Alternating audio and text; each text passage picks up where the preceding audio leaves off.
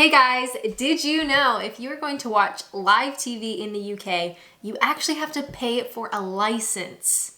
I know. As a Canadian expat here in the UK, I had never heard of a TV license before, but it is something that is in effect here in the UK. So we're going to cover everything you need to know about this very strange TV license. So first and probably most importantly, do you even need one? So you must pay for a TV license if you are going to watch or record live TV, or you are going to use the BBC iPlayer. So basically you need this TV license if you are going to watch what I consider to be like classic TV, like regular TV, like you're flipping through the channels, you're watching live TV, maybe you're recording some stuff for later, all of that sort of stuff, you need a TV license. On top of that, the BBC also has a streaming service app themselves called the BBC iPlayer, which is great, by the way. You can watch loads of stuff through that, but if you are going to use it, you do need the license. Now, you don't need to pay for a license when you use things like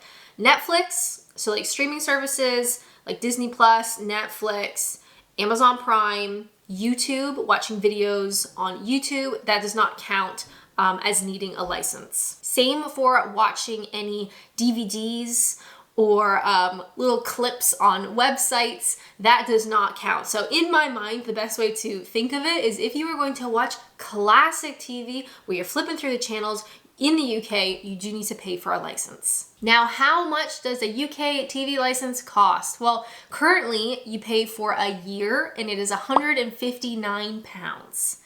Which is such an annoying number. For a lot of us expats, you will probably find yourself in some sort of like shared accommodation situation, especially if you are living in expensive places like London, where it's pretty unfeasible to live on your own. So how does a TV license work when you live with other people? Currently, the rule for those in a shared household is you need your own TV license if you have a separate tenancy agreement and you all watch TV in your own room. So to me, that sounds very much like a flat share, or perhaps you're renting a room in an apartment in London and there's a whole bunch of you and you all have your own tenancy agreements and you all have your own TVs. In that situation, each person would need their own TV license. You can have one TV license for the whole household if you either watch TV in a single shared room or you have a joint tenancy agreement. So in my personal situation, I live in this flat with my partner.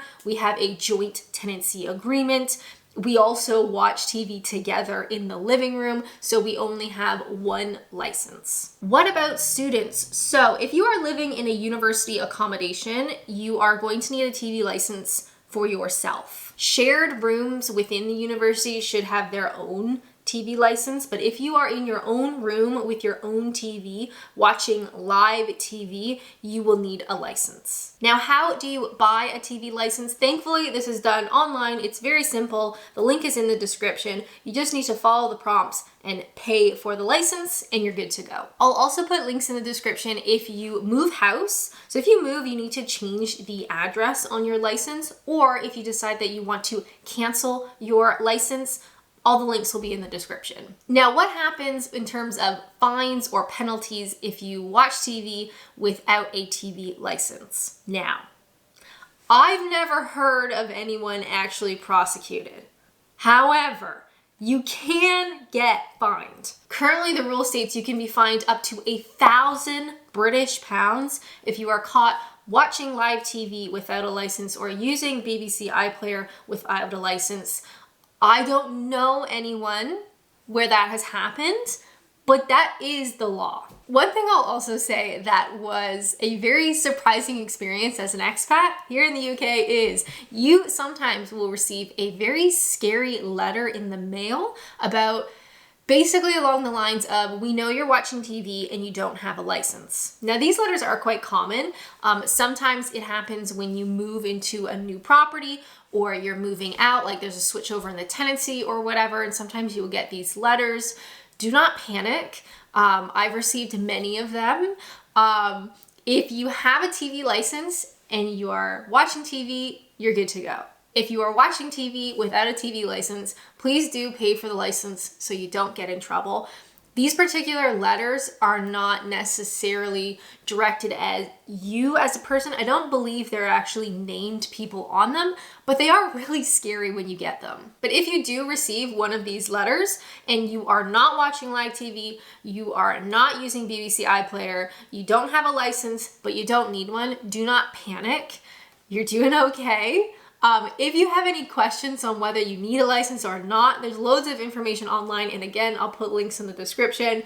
But yeah, these letters, you don't get them too often, but when you do, they're scary. What you can do with these letters is if you go on the website, again, link in the description, you can tell them that you do not need a TV license and they should stop sending letters. But realistically, most people just ignore them. I will say as well, this doesn't just mean watching live TV on TV. If you're watching live TV on your phone, that still counts because you're consuming that live media. But yeah, if you're getting these letters and do want them to stop, you can contact them and fill out a form basically saying you do not need a license. But otherwise, typically, most people ignore them. If you have any questions, please leave a comment down below. If you're looking for more information about living in the UK, definitely check out this video where I talk about how to rent an apartment. But until then, I'll see you in the next one.